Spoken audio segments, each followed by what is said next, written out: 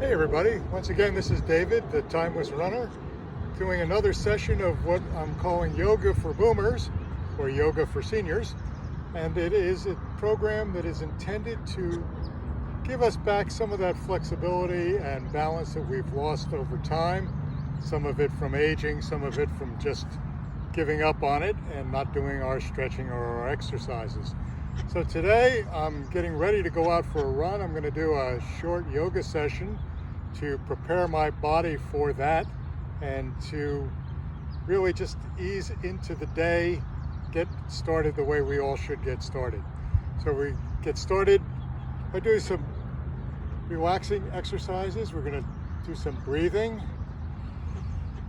Breathe in as you raise your arms up over your heads, and exhale on the way down. Feel your chest expand as you breathe in through your nose.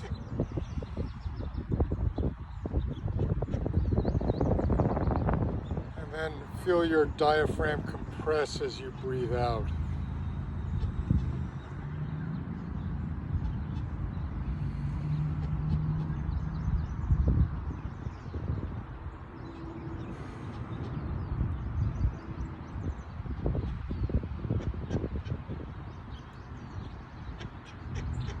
For the last two, we're going to start to raise up on our toes to stretch our back and our spine and our shoulders. So you reach for the sky, hold it there as you balance on your toes. Again, just reach up, feel the stretch in your shoulders, feel the stretch in your calves as you're reaching up, stretching the back of you. Going to go for some range of motion now, so let's rotate our shoulders forward, big circles, but gentle circles. We don't need to get too carried away here, just loosening up the joints.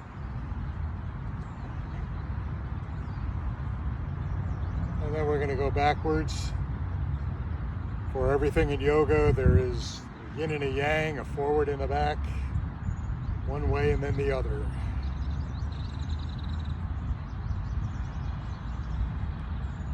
Put our hands on our hips, do some slow neck circles.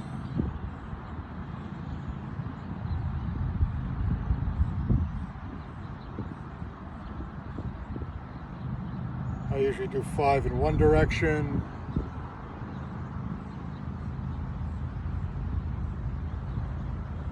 and then 5 in the other direction.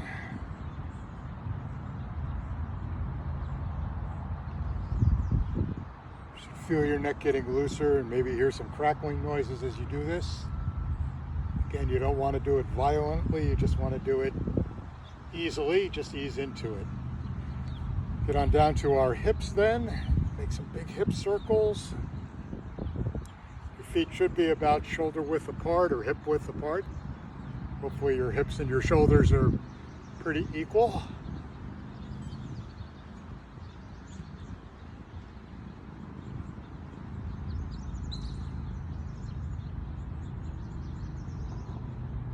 And again, 7 to 10 in one direction is fine. We'll go 7 to 10 in the opposite direction.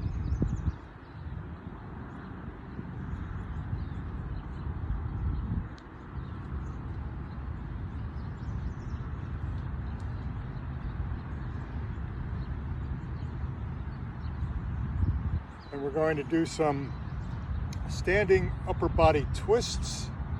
We're going to start with our hands up, and then twist to the side, look over your rearward facing shoulder. Breathe in as you raise your hands up, breathe out as you twist to the side.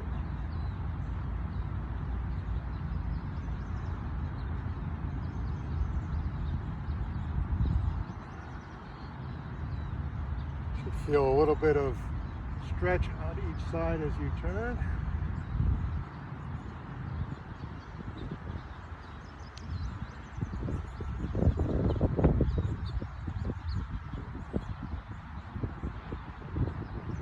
Remember to breathe. It's a lot less work when you have air in your lungs feeding oxygen to your body. We're going to then do some side stretches, so place a hand on a hip, or you can hold your hands above your head, whichever is easier for you. And you're going to lean slightly forward and stretch out. You should feel the stretch all in your right side. Try and keep your left leg as straight as possible.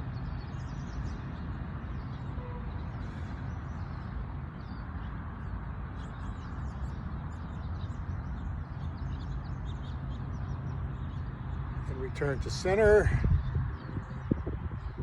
And do it to the other side.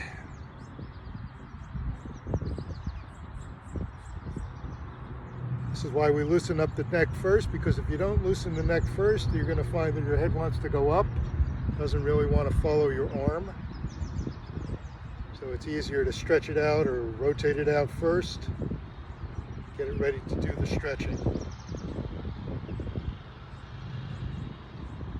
We'll give ourselves a chance to regain our breath by just doing a few more of the breathing exercises, then replenish the oxygen that we're using.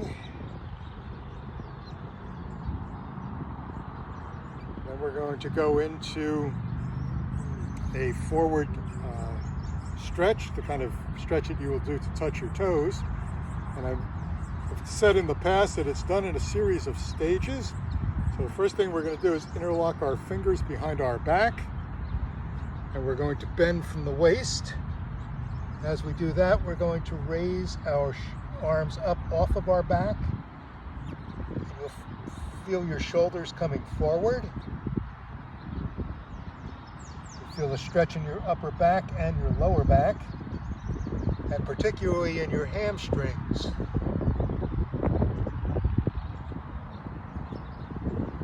You feel the stretch. Again, remember to breathe.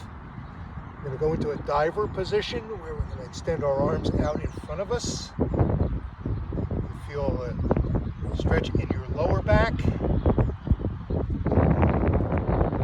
And then you can grab your elbows and slightly rock side to side as you lower your shoulders down.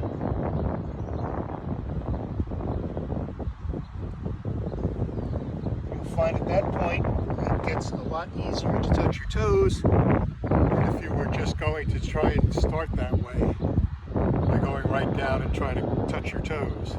So we're going to do another one of those. We push our arms up, try and get them as high as we can, stretch the shoulders out. Feel the stretch in your lower back and in your hamstrings.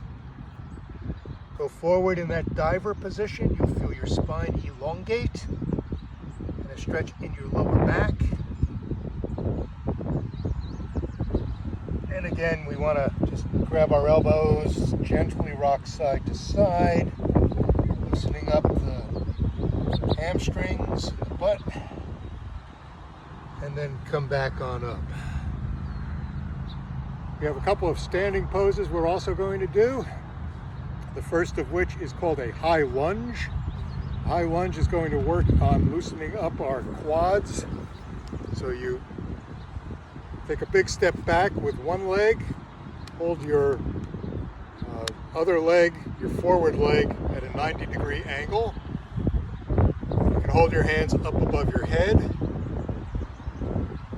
Remember to breathe. We're going to hold it for a count of 10.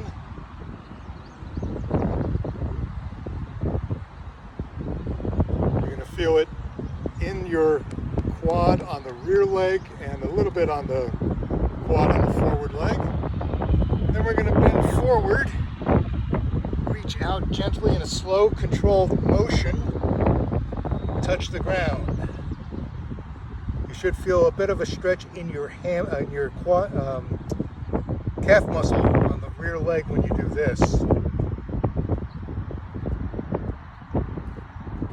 Control your way up, and we're going to go into the warrior pose. The warrior pose again has your forward leg at a 90-degree angle, your rear leg, your foot should be turned out so that it's perpendicular to your body, and you hold your arms straight out looking forward. This is called Warrior. And this one you will definitely feel in your quads and your butt cheek. And then we're going to go into a forward stretch where we rest our arm here and stretch with the right arm.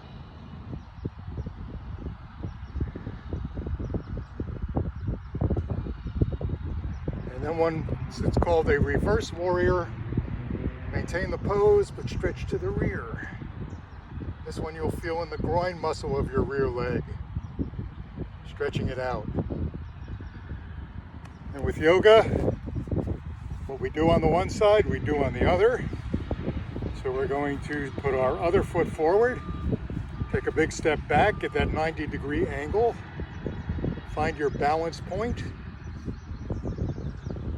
then hold your hands above your head for a count of 10, feeling the stretch in our quad on the rear leg and on the forward leg.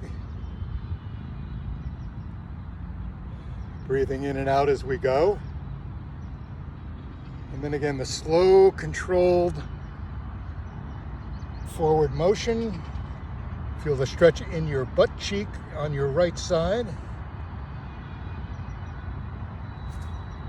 And again, moving into the warrior pose.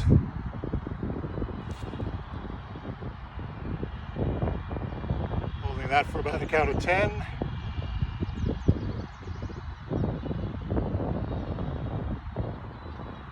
Drop our arm down to our thigh, stretch forward.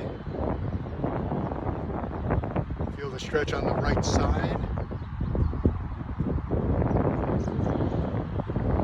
And then reverse it, maintain the warrior pose, but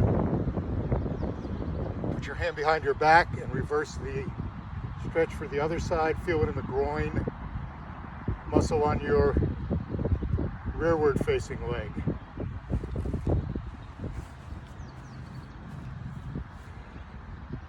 Again, we always need to take time to replenish the body with oxygen. So at any point, if you feel like you're working too hard, take a break, do some deep breathing, relax. Just take it one step at a time. Now, normally I will try and do some balance exercises.